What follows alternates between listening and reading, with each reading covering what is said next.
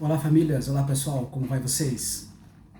Eu quero de uma maneira bem rápida, bastante objetiva, fazer alguns apontamentos dos quais eu acho que é bastante interessante nós pensarmos juntos, que diz respeito a alguns erros que a família comete quando o dependente químico que estava em recuperação, que estava em tratamento na comunidade terapêutica, tem quando ele volta para casa.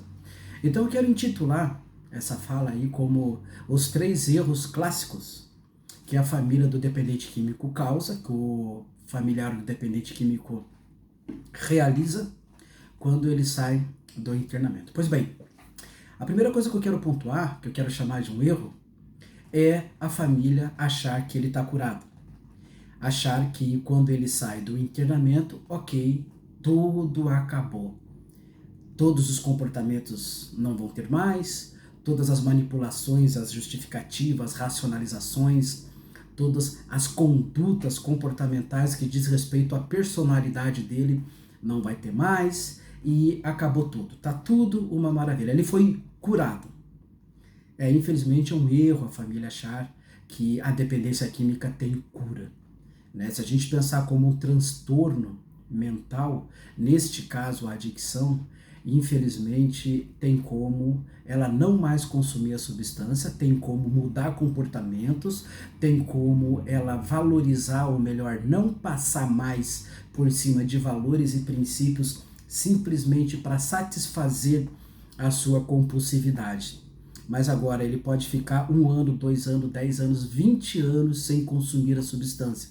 Se ele usar uma única vez, é o suficiente para retornar àquele estilo de vida que ele tinha, que a gente chama de dependência química ativa. Ou seja, se após uma década ele voltar a usar alguma substância, infelizmente retoma tudo novamente. Isso caracteriza o não ter a cura da dependência química.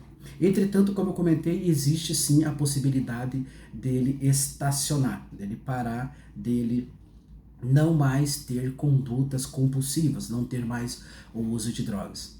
Eu gosto de fazer uma analogia da dependência química com a gripe, onde a gripe a gente logo percebe através dos sintomas, né, que são espirro, febre, tosse, coriza, e a gente entende que quando desaparecem esses sintomas, ok, entre aspas, a cura da gripe aconteceu.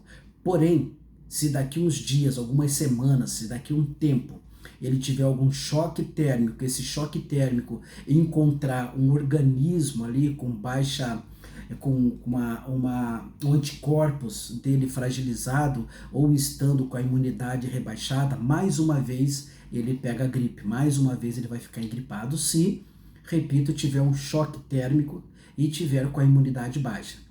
A dependência química é a mesma coisa, uma vez que ele faça com que desapareça ali os seus sintomas, aonde ele estacione o uso compulsivo e desapareça os seus sintomas, se ele ficar exposto a lugares, ambiente, pessoas, e se ele não tiver habilidade emocional para lidar com determinadas questões conflituosas, ele vai, entre aspas, pegar a gripe novamente. Sim, ele vai voltar ao mesmo estilo de vida que ele tinha. Então, da mesma maneira que a gripe, se ficar exposto e ficar com a imunidade baixa, é contagiado novamente pelo vírus da gripe, se ficar exposto, né, a choque térmico, assim também o dependente químico, se ele ficar exposto a lugares, pessoas da ativa, se ele tiver relacionamento, se ele tiver agindo e voltando ao velho estilo de vida, será infectado, entre aspas, novamente com a dependência química. Por isso que eu trago essa questão para que a família pense que ele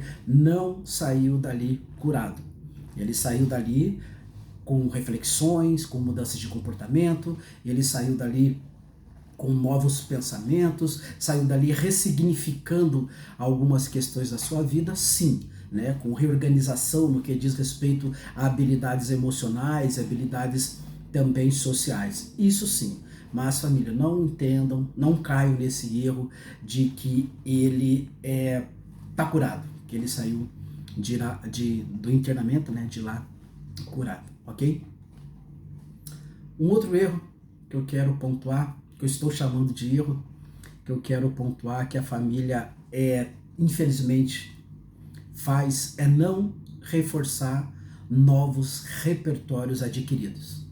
O que é isso, né? No internamento, ele aprende, eu não gosto muito de usar o termo aprende, porque eu acredito que ele está resgatando algo que ele já sabe. Né? Quando a gente fala aprende, parte do pressuposto de que não sabia e adquiriu um aprendizado. Né? Então eu acredito que não é uma questão simplesmente de aprendizado, mas sim uma questão de restaurar, uma questão de resgatar algumas habilidades. Então ele está lá restaurando, recuperando algumas habilidades, né? Que estou chamando de repertório. Então lá ele está entendendo e aprendendo. Olha eu falando novamente a questão do aprendendo. Ele está lá desenvolvendo a habilidade de organização, a habilidade de responsabilização, a habilidade de ser protagonista da sua história. Ele está lá adquirindo a habilidade de respeito, limites, deveres e responsabilidades, inclusive no que diz respeito ao autocuidado. Então os repertórios que ele está adquirindo lá, dentre vários, lavar uma louça, arrumar o seu quarto, arrumar a sua gaveta, ter respeito, respeitar a privacidade do outro, respeitar as questões mais íntimas do outro, enfim, isso são os repertórios aprendidos. Quando ele volta para casa, acontece muito da família não reforçar esses novos repertórios. O que é reforçar esses novos repertórios? Eu vou dar um exemplo bem prático que eu vivenciei há algum tempo atrás com um dependente químico do lugar onde eu estava trabalhando, e ele foi passar a socialização em casa, foi passar o final de semana em casa. E aí então, após o almoço, ele estava lá com a família, com a esposa, ali com a sogra também, e após o almoço ele se prontificou a ir lavar louça. Então ele criou esse hábito, ou melhor, ele desenvolveu esse hábito de, após as refeições, ele se propor a ajudar na louça, a lavar na louça. E foi o que ele tentou fazer, ele levantou e falou, deixa eu vou lá lavando a louça, enquanto vocês vão conversando aí, eu vou adiantando a louça lá. A esposa dele barrou, fala para ele, não precisa fazer isso não. Você não precisa lavar louça, inclusive até completou a frase, dizendo, não precisa lavar louça não, deixa que isso aí é coisa de mulher. Quando ele me contou isso, eu achei um absurdo, assim, né? Porque eu acredito, né, independentemente de ser dependente químico ou não, eu acredito na convivência, onde essa convivência existe pessoas que colaboram um com a outra.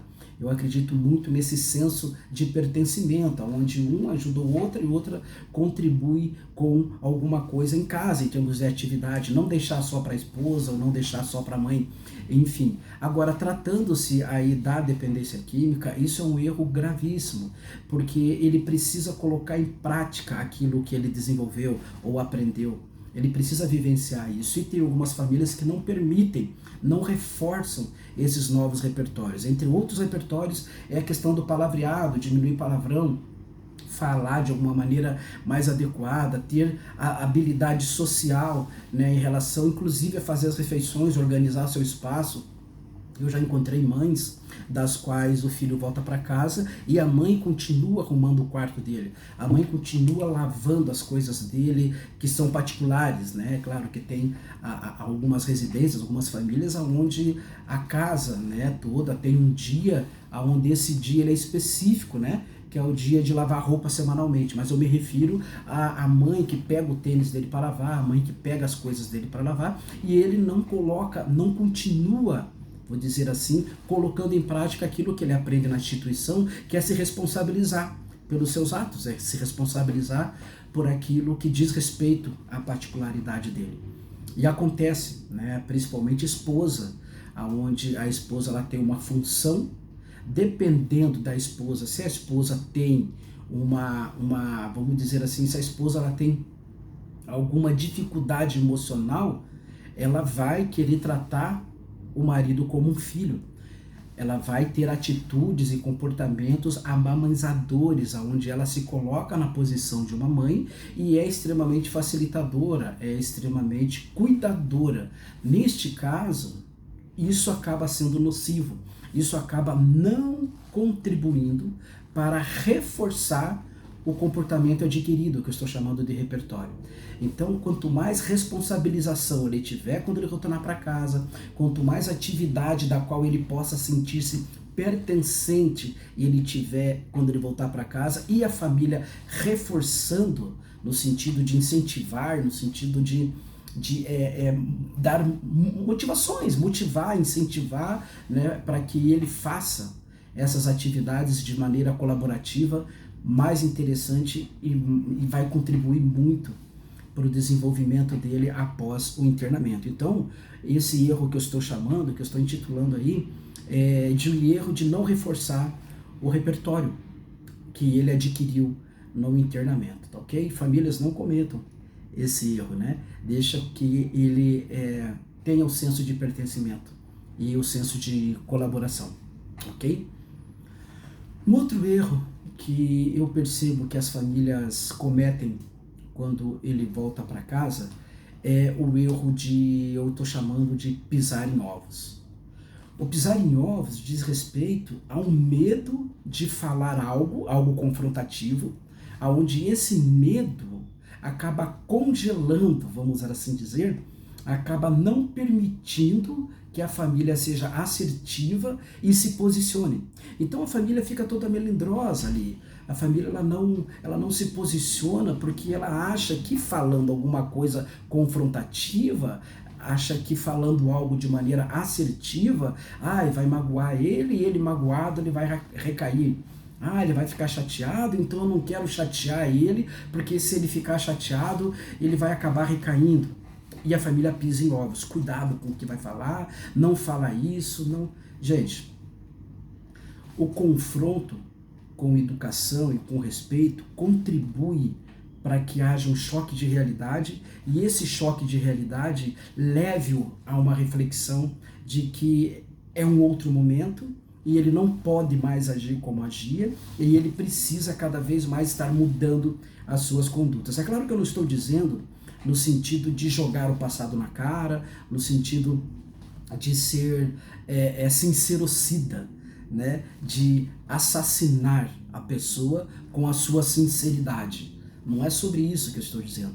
Não é no sentido de ser agressivo e direto e de uma maneira que realmente machuque e magoa propositalmente. Não estou falando sobre isso, mas eu estou falando sobre confrontar, né? Não pisar em ovos, não tomar cuidado em não dizer algumas verdades, achando que falando determinadas verdades vai fazer com que ele possa ir e não voltar mais, recair, etc. Absolutamente. Né? A gente entende que o adicto ele possa ter algumas inabilidades emocionais, mas a gente entende também que estamos aqui para ajudar a lidar com esses conflitos. E a melhor maneira da pessoa aprender a lidar com um conflito é enfrentando, é lidando.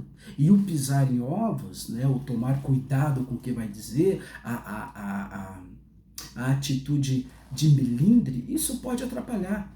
Porque esse tipo de família que pisa em ovos acaba passando para ele que a família não está segura e deixando que ele venha agir ou comece a agir da maneira que agia. Então, a família precisa se posicionar, mostrar o que é certo e o que é errado, precisa sim ter essa troca, né? Sempre convidar exatamente ele para esse tipo de diálogo. Opa, peraí, o que você está fazendo não tem sentido. O que você está dizendo, a postura que você está tomando, não tem, não está sendo coerente, não está sendo producente. Então, alto lá, isso aí não está certo. E cuidar com esse erro, para que não sejam melindrosos, para que não fiquem pisando em ovos. E a família que não pisa em ovos é aquela família que é bem consciente, é aquela família que é bem tratada, vamos assim dizer, terapeuticamente falando. É aquela família que tem suas convicções. E isso é muito importante para as relações aí após o retorno dele depois da internação, após alta. Ok, pessoal? Deixa eu dar mais uma dica que eu acho bastante importante, que eu acho que é bem legal, é no sentido de, eu vejo isso como um erro também, é no sentido de tentar controlar o adicto. Quando eu digo controlar, estou falando daquela conduta policial, daquela conduta controladora mesmo, porque quando eu tento controlar, eu começo a ter uma falsa sensação de segurança. E essa falsa sensação de segurança faz com que eu a todo momento fique querendo saber onde foi, o que foi fazer, que horas que vai voltar, e quando demora alguns minutos a mais, já fica passando no celular onde está, o que está fazendo, com quem que está. Gente, isso é terrível. Eu encontrei já famílias das quais, quando o rapaz chegava do trabalho, a primeira coisa que o familiar ia fazer era revirar a bolsa, a mochila dele.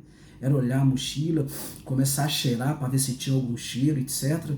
Gente, não. Isso não é nada producente. Primeiro que é óbvio, vai gerar nele uma descredibilidade, aonde por conta dessa descredibilidade gratuita, pode fazer com que ele realmente não tenha uma sensação de que está evoluindo, né? Porque isso é muito reforçador, né? A autoafirmação é quando alguém mostra para mim que eu estou evoluindo. Além de eu estar percebendo a minha evolução, outra pessoa começa a demonstrar isso. Isso é bem positivo, isso é bastante simbólico, e isso é também algo reforçador. Agora, imagine uma pessoa que está a todo momento transmitindo para você uma desconfiança, atitudes das quais menospreza, das quais faz com que a pessoa se sinta vigiada, pequena, se sinta não capaz, né? Não capaz de cuidar da sua própria sobriedade. E quando existe esse comportamento controlador, isso só está denunciando uma impotência, ou melhor dizendo, uma inabilidade de lidar com a impotência de entender que não tem como controlar o comportamento do outro. Essa impotência vai fazer com que a família venha agir de maneira impulsiva. E assim, gente, é bom entender que sim, nós somos impotentes perante o comportamento do nosso familiar. Seja o comportamento que for, e seja o familiar que for, sendo adicto ou não sendo adicto. A gente precisa entender que cada indivíduo tem a sua individualidade, e se o indivíduo ele tiver decidido a fazer algum comportamento, se ele tiver decidido a usar droga, não é nós que vamos segurar. Não é nós que vamos impedir. O máximo que nós podemos é conscientizar e sensibilizar. Agora, impedir realmente, controlar, gera em nós uma falsa sensação de segurança, mas não é uma realidade. Repito, só está denunciando a inabilidade de lidar com a impotência. Então, gente, tentar controlar o outro, ficar com aquela conduta investigativa, né, policiando, não é interessante. O interessante nesse sentido, se você, familiar, tem essa insegurança ainda, e é uma questão supernatural, porque vai demorar um pouco para criar, né, ou para desenvolver a confiança no outro, não só no aspecto no aspecto da dependência química, em qualquer outro aspecto, né? Se você rompe o relacionamento com alguém e volta a ter esse relacionamento, a confiança ela acaba sendo algo gradativo, que talvez demore. E se você tem essa dificuldade de confiar novamente, tenta entrar em alguns acordos com ele após o internamento. Comenta com ele, olha, eu tenho ainda essas desconfianças por conta da nossa história, eu quero fazer alguns combinados com vocês. Um dos combinados que eu queria fazer com você é de que você comece a dar satisfação. Você entra em contato comigo dizendo se vai atrasar, você entra em contato comigo dizendo que mudou o horário e por isso houve um imprevisto. Vamos fazer esse combinado de que ao invés de eu ficar correndo atrás com o intuito de controlar, você vem e traz, você me dá satisfação. Você vem e traz para mim essa segurança, né? Dizendo aonde está, dizendo o que está fazendo, de forma amigável, de um combinado amigável, para que esse diálogo ele seja um diálogo de paz. Né? E partindo desse princípio, se o seu familiar adicto está mesmo interessado em restituir a família e ter um novo estilo de vida, ele vai topar esse combinado de maneira tranquila. Né? Eu acredito que ele vai dizer, ok, vamos fazer isso, então eu vou te mandando mensagem, eu vou te deixando informado, eu vou te passando segurança de que está tudo bem. Né? Isso eu acho que é legal para você desenvolver a tua confiança e para você diminuir o teu senso controlador, que ser controladora ou ser controlador é uma característica da família do dependente químico. Isso é importante levar em consideração que por conta dos históricos todo gerou essa desconfiabilidade e as atitudes controladoras é só o reflexo, né, desses impactos emocionais que o familiar dependente químico causou na família do adicto, ok, pessoal? Então esse é um erro, tentar controlar a vida do seu familiar, investigar, ter condutas de policiar, isso não é nada legal. E um último erro que eu acredito que é bastante interessante a gente levar em consideração, e eu vejo isso como um erro também, é que muitas das famílias, elas infelizmente não têm a manutenção do tratamento. Do seu tratamento, entenda isso. Porque da mesma maneira que nós sempre recomendamos ao dependente químico que ele, após a internação, ele continue na sua manutenção, né, a manutenção preventiva, que nada mais é do que participar de grupo, participar de psicoterapia, ou continuar ou engrenar cada vez mais na espiritualidade, ter ali os seus fatores de riscos e conhecer, melhor dizendo, os seus fatores de riscos e fortalecer os seus fatores de proteção, enfim, continuar buscando informação, continuar buscando orientação, continuar buscando aconselhamento, né, no caso de pessoas que frequentam salas de NA, continuar frequentando sala de NA, ter ali um padrinho, enfim, fazer a manutenção, manter aquilo que ele adquiriu no tratamento no que diz respeito à orientação, conscientização, informação, etc. Da mesma maneira, a família. A família também precisa dar continuidade. Muitas famílias mesmo, tem a busca da informação, tem a busca até de um grupo, até da terapia enquanto ele está internado. Quando ele sai do internamento, geralmente as famílias param com tudo também. As famílias não têm mais o processo do autoconhecimento, a família não tem mais aquele desejo de saber sobre a questão da dependência química e também da codependência, enfim, da mesma maneira que ele para, a família também para. Isso é um erro muito grande, porque a busca do autoconhecimento, da informação, do crescimento e da mudança de conduta e de comportamento tem que ser a vida toda.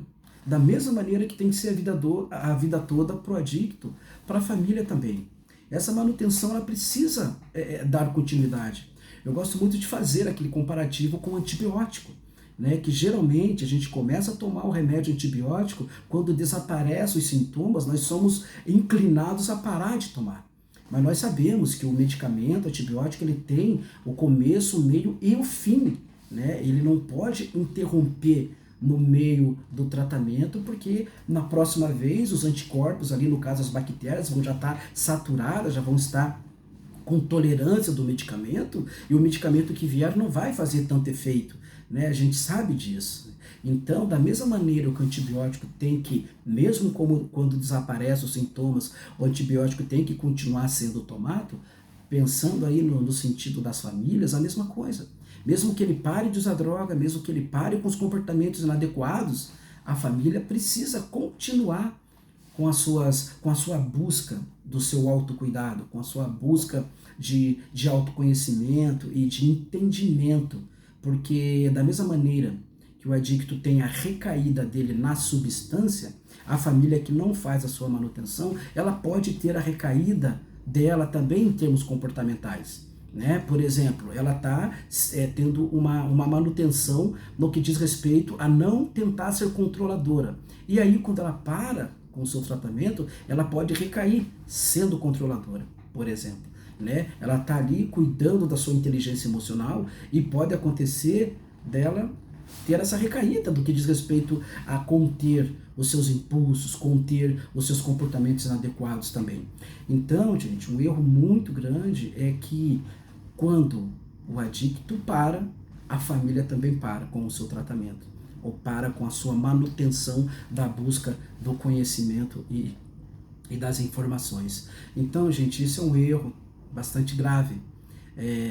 Parar interromper e não mais dar continuidade ao seu tratamento. Não cometa esse erro, né? Continue buscando. Eu vejo inclusive em grupos de WhatsApp que quando o adicto ele sai do internamento, logo no dia seguinte, às vezes até no mesmo dia, a pessoa também sai do grupo ali. Isso só me mostra que realmente essa teoria faz sentido, né? Essa teoria da qual não há a manutenção da família, a manutenção do tratamento familiar, né? Dá continuidade, gente, não abandona não, isso é um erro muito grande. Gente, para que esse vídeo não fique muito longo, não fique muito extenso, eu vou encerrando por aqui, mas tá aí alguns erros que na convivência, né, atuando com as famílias já há alguns anos, a gente vai percebendo, e aí a gente traz essas orientações para que isso não aconteça na sua família, que esses erros não venham a acontecer aí na família de vocês, beleza? Um forte abraço e até a próxima, se Deus quiser.